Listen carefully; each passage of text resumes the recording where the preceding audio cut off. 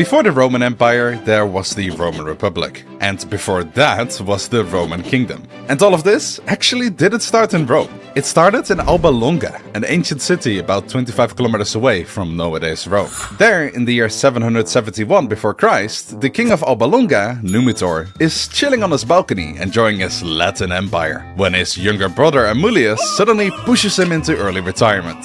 At the same time, Amulius' followers also kill all of Numitor's suitable children to make sure he becomes the new rightful ruler. Only Silvia, Numitor's sole daughter, survives the balcony party. And to make sure she doesn't produce any new heirs, she gets assigned a fate worse than death. She was forced to become a Vestal Virgin, a priestess forbidden from having children. Well, haha, that solves that, Amulius thought to himself. But then a miracle happened. Somehow, Silvia gets pregnant, even though she was supposed to be a virgin. Now, don't get your hopes up, since it wasn't Jesus Christ just yet, folks. But it was Rome's original founders, Romulus and Remus. After a presumably very chaotic childbirth and a very awkward welcome baby gathering, it was time for the next family drama. How did you get pregnant while being a virgin? I was literally raped by the god of war Mars. The god of war? Mars? Yes, that is the worst excuse I've ever heard. It's not an excuse, it's literally the myth. What? But whether Amulius believed it or not, he now had a much bigger and cuter problem. With the newborn twin boys around, his claim for the throne started to become wobbly, as there was a legitimate heir now. Better call Saul. Hi, I'm Saul Goodman. Did you know that you have rights? The Constitution says you do. And now the part I think everyone knows. Eventually the basket of the two babies crashes into the riverbank, and the twins roll into the cold wet sand that is rough and gets everywhere. Well, this is it, said Romulus to Remus in a very manly and sexy voice. Yes, brother, it was an honor sharing the same womb with you. And just when they think they are about to die, a female wolf jumps from the bushes and sucks the— Okay, this is straight up becoming a Bible story now. Virgins giving birth, kings ordering to kill babies, and the wolf feeding two twins? What's next, the Tower of Babylon? Well, chronically speaking, yes, but I get the hint. This all is a myth. It might or might not have happened. But it is crucial to the birth of Rome, which we are about to talk about actually, so why don't you shut your mouth, sit down and enjoy the free entertainment. Who are you even? Get out of here!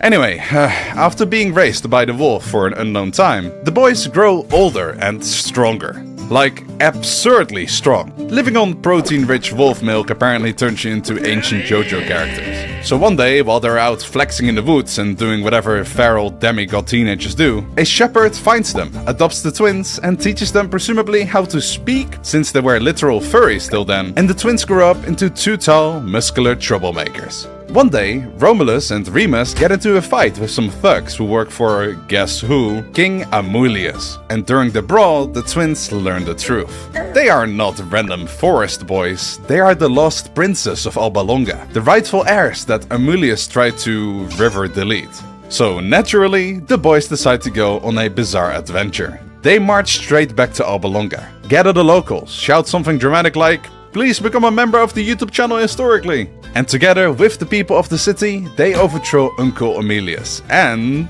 reinstate their grandpa Numitor, who apparently survived the fall? Grandpa gets reinstated as a king, and everyone's cheering, celebrating, throwing flowers, etc. Everyone except Romulus and Remus, because they started to like this whole army thing. So they decided to build a city together a couple kilometers over. Eventually, they find a great spot near the Tiber River. Beautiful scenery, 7 hills, perfect vantage points, a village with a blacksmith. All was going well. But then, because this is Roman legend, disaster strikes. They can't agree where to put the city. We should put the city on Palatine Hill. No, Aventine Hill. No, my location is better. No, mine's better. No. And suddenly the founding of the Roman Empire became a sibling argument that could have been solved with, like, I don't know, a coin. But no, this is ancient Italy, so instead they go, let's just ask the gods. They hold a contest. Whoever sees more birds wins divine approval, because why not? Remus goes, I saw 6 birds. Romulus then responded, cool, I saw 12. You cheated! The gods love me more, bro. They literally don't. Romulus decides to just start building a tiny wall. If his brother won't help him, he will just make this city himself. And Remus, being a certified older brother menace, decides to clown on him. Remus hops over the wall like it's nothing and goes, "Oh no, look, I'm in your super secure city, brother. What will you do? Arrest me? Haha, your city sucks. What, you gonna found an empire on my corpse?"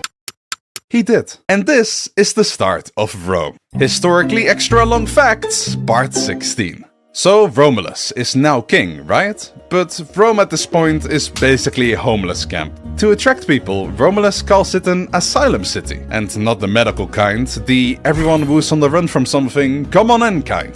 Which means suddenly Rome fills up with runaway slaves, debt dodgers, exiles, guys who stole goats, guys who are goats, criminals, and a couple lost tourists. Romulus looks at his crowd and goes, "Perfect as city." But there is a problem. A huge problem, because Rome has food, hills, walls, chaotic men, one king, but exactly 0 women to have children with. This is an issue. Oh, you think? Shut up. So, Rome hosts a big festival and invites their neighbors, the Sabines, and tell them, "Come celebrate, bring the whole family, there will be snacks." Let's be honest, no one can ignore such a great housewarming party, so the Sabines show up, and everyone's vibing. But then, mid-party, Romulus gives the signal and the Romans just kidnap all the Sabine women. Rome literally solved its gender imbalance with an 8th century BC Tinder kidnapping event. Papa Mars would be proud. The next morning, the Sabine men wake up with a hangover and are furious. They attack Rome, obviously, and we get the first official Roman war. Just, 3 years after the birth of the place. Bravo! The Sabine women walk out between the armies and yell, "Stop! We don't want our new husbands killing our old families. Stop being stupid. Merge the kingdoms and continue your lives." And they do. Just like that, the Sabines and Romans became one people, which must have been awkward at the dinner table. From here, Rome cycles through 6 more kings. We still have over 1,000 years of Roman history to cover, so I'll just speedrun us through this. Timer, please. The first king is Romulus. He creates the Senate, did all the crazy stuff we just went over, then disappears one day in a storm. Romans say he ascended to heaven, though he probably just tripped and died. Romulus was followed by the second king, a Sabine king who creates the Roman religion, builds temples, actually does not fight anyone for a while, and dies peacefully. The third king was basically the opposite of his predecessor and decided religion is cringe and fighting is so much cooler. So he attacks and destroys Alba Longa, followed by absorbing their population. He dies because he angered a god, supposedly. So the fourth king, a half Sabine, half Roman person, takes power, brings back religion, yet expands Rome forcefully. He also starts paving the way for his followers by building prisons, ports, and bridges. The next king kept the spirit going and constructed the massive sewer system we still applaud Rome for to this day, and becomes insanely powerful, so he gets assassinated by his political opponents. And so did his successor, who was abusing his power left and right.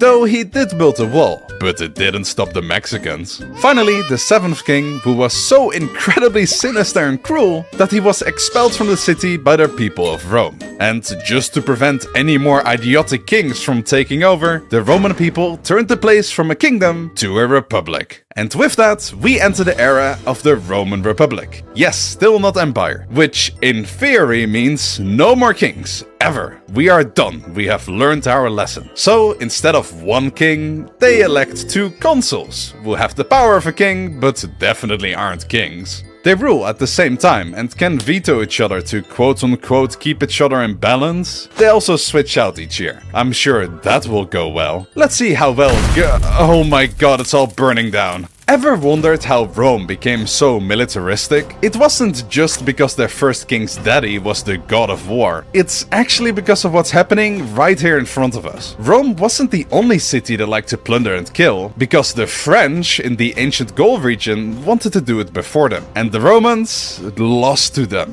And not just a bit. The Gauls enter Rome, loot it, burn most of it, sit around like it's a camping trip, and leave only after the Romans pay them a ransom in gold. revolt. This event might as well be Rome's original story of their villain arc. Never again can we be this humiliated, said the Romans to each other. So they turn ultra militaristic.